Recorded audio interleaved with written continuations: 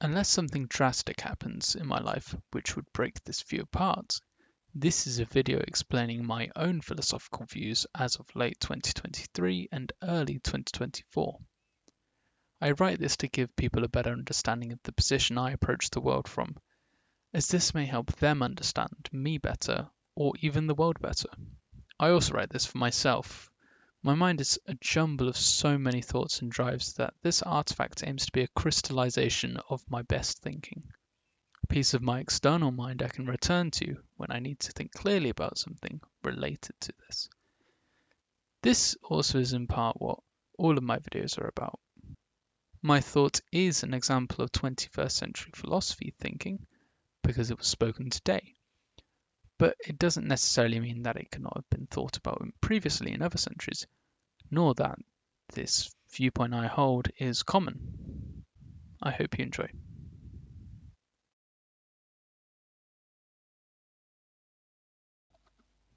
I think philosophy can be broken down into three main areas, each forming a kind of holy trinity of world perspective in general. We have epistemology, which is what we trust to be real, or rather it's what we think we can hold to be true. There's metaphysics, of what exactly we think exists. And then there's ethics, which is how we should act in the world. Now, this is quite simplified view of what philosophy is meant to be, or rather what philosophy is. But I still think it's quite helpful because I think all the different philosophical areas can be subsumed or can be seen as derivative from these three areas. They encapsulate everything about what we know to be the case, what needs to be the case, and what we should make be the case.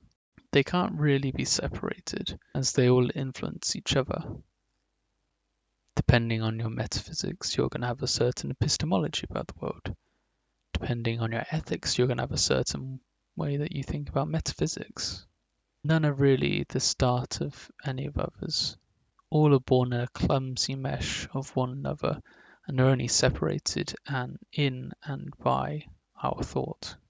And as a side note, I think that this standard of what philosophy is perfectly encapsulates why everyone is or can be called a philosopher.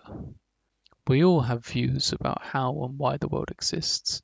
We all have opinions as to what is right and wrong. The difference between established philosophers and the rest of us is just that they've been seen to have spent more time thinking about these things and often are thought to find ways to not make their philosophical views inconsistent. The pursuit of philosophy, then, is for me best when it is there to serve your understanding of the world and others, to learn of new things.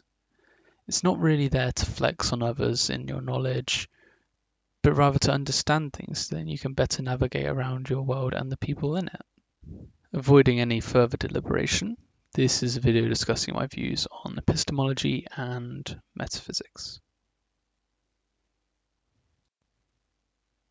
I don't really think you can start anywhere. In philosophy and in our minds, there's no singular one place where we can start. Everything's always connected to everything else, and so we always join everything in the middle. But if we have to choose a place to start in this conversation, knowing that other things will be informing it and necessitate, I think we can start with two kind of big impacts on my thinking. One is mereological nihilism, and the other one is atheism, or an atheism of a kind. I don't really believe that the Abrahamic gods or God is necessarily real. At the moment, I have some doubts, and I think that there are some contradictions in character and the nature of this God. I'm still open to new ideas, and I want to research Christianity and Islam and perhaps even Judaism further. But at the moment, I can't see the coherency and believe in the nature of this God. And as such, with the abandonment of God becomes the abandonment of objective reality. There is no one who can stand over everything and say, yes, this is how it is, this is what this is what that is. Instead, we're left down to us. And well, we're very limited beings. There are animals in the world that can see heat, and we can't see that. There are animals in the world that have better senses of smells, and so they can smell things that we can't smell. There are animals that have better hearing than us, and they can hear things that we can't hear. Likewise, our brains are wired to seek out patterns. If you've ever driven a new car that you've just bought, you may notice that your particular car is the particular brand or make you have. And then all of a sudden you see it everywhere else as you're driving on the roads. And it's quite surprising. You wouldn't have seen that before. Now, it isn't actually that the world has become this way, that there are actually just more cars of yours on the roads. I mean, that could potentially be the case, but the point here is that our brains are there to seek out and filter out other things. Before, our brains were filtering out the information that there are other cars that are of this particular make and brand, but because of our own lives, brains have picked out and filtered out the world and have given us a certain amount of it so that we can live in this way. This is advantageous for us evolutionarily, but does point out how our minds do sift through a lot of information and delete most of it. So we can hardly say that we have a perfect sense of what the world is, and I don't think anyone is saying we do. The consequence of atheism as well, however, is that everyone is in this position. Everyone is trying to do a jigsaw puzzle, and they can't see the puzzle pieces beyond their immediate surroundings. And so it requires, if we're going to have any standard of knowledge, it requires us to come together to put the pieces together. This is all from an empirical standard, but from a rational standard, and this will also show my ignorance here. I think rationalist viewpoints in epistemology rely on language, and the language and concepts that we come up with are dictated from the world we live in. And so in a certain sense, how we understand the world to be rationally comes from our lived experience of it. My second standpoint is of mereological nihilism. I don't think that we can really break up the world as we conventionally do in society. If you take, for instance, Deleuze and Guattari's work, they talk about how everything affects everything else. To think things are separate is to ignore the ways in which everything affects everything else. Take a dandelion. A dandelion only travels because of the wind. It only spreads and cultivates new areas because of sunlight or the lack of thereof. It can only sustain itself because of the soil in the area. And then we can jump to the soil. The soil has its certain properties because of geological formations, because of certain animals and insects that have been in the area. And then we can jump to the animals and the insects, and we can understand that their nature is only the way it is because of the prey that it hunts down and the predators that hunt it down. You can then jump and see the relationship that predator and prey populations have to one another, in how big or how small their populations get according to one another. We can see this by observing the world and thinking this way, but we can also think it through a very, very simple experiment. If we take the figure of the yin and yang, we understand that there is white and there is dark. But in reality, we only know that they are the way they are because of the other. We know that there is white there because the black and the dark helps form it. We know that the dark is there because the white is there as well.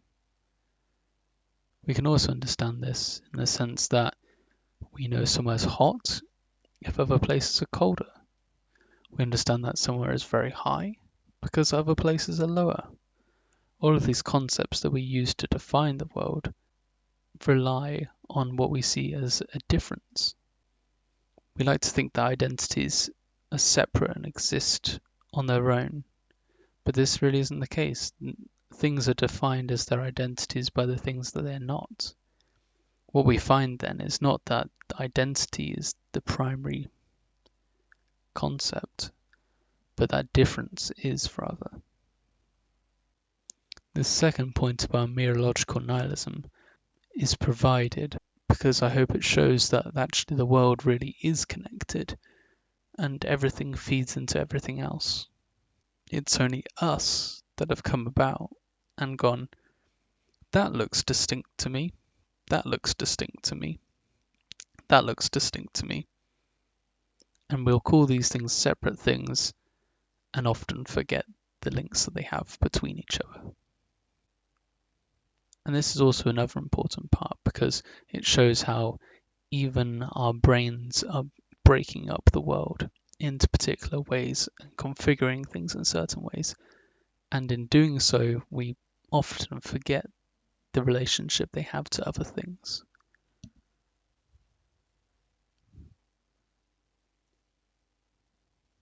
If then, according to the atheistic view, at least my own atheistic view, that there can be no person who has the ultimate perspective on things, and all authority on what is meant to be reality then comes from us, and we are very limited beings in what we can know.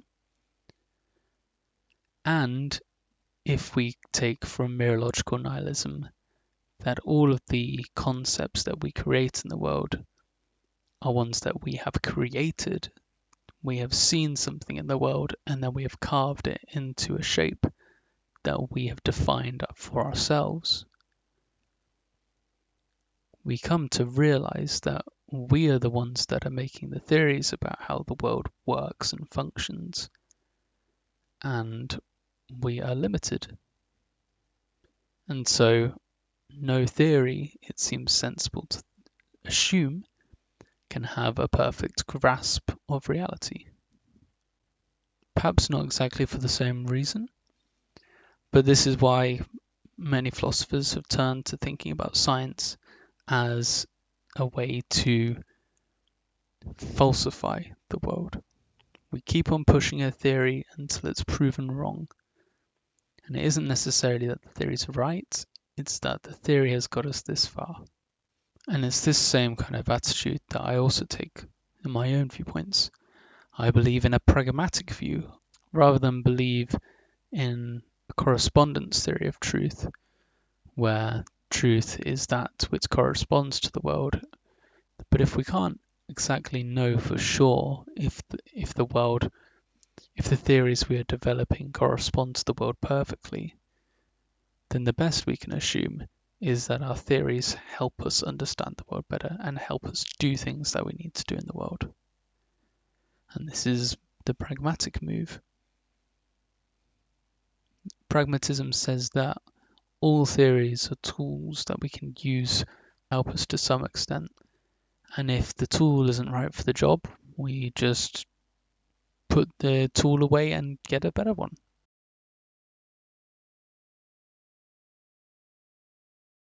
My own personal development that I've added onto this is that I think that it's best to not think of truth then as a binary, as either being true or false, but that theories contain what we should instead call trustability. And trustability is related to its empirical support, its perhaps rational and logical lack of contradiction with other trustable resources. And to be more descriptive rather than prescriptive here,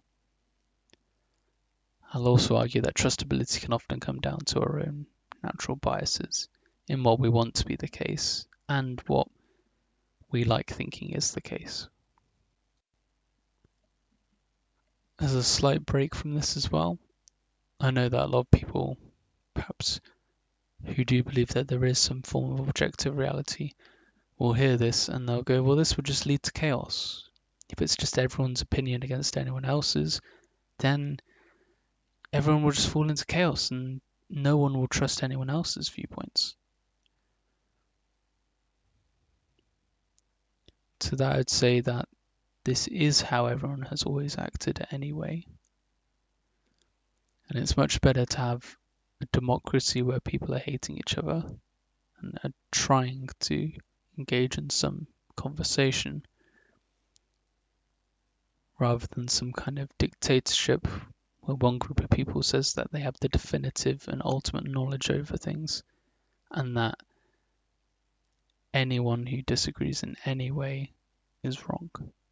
And the democracy, despite its flaws, has the capacity to grow and change and develop and become more sophisticated in its truth, whereas the autocracy can't go anywhere without contradicting itself.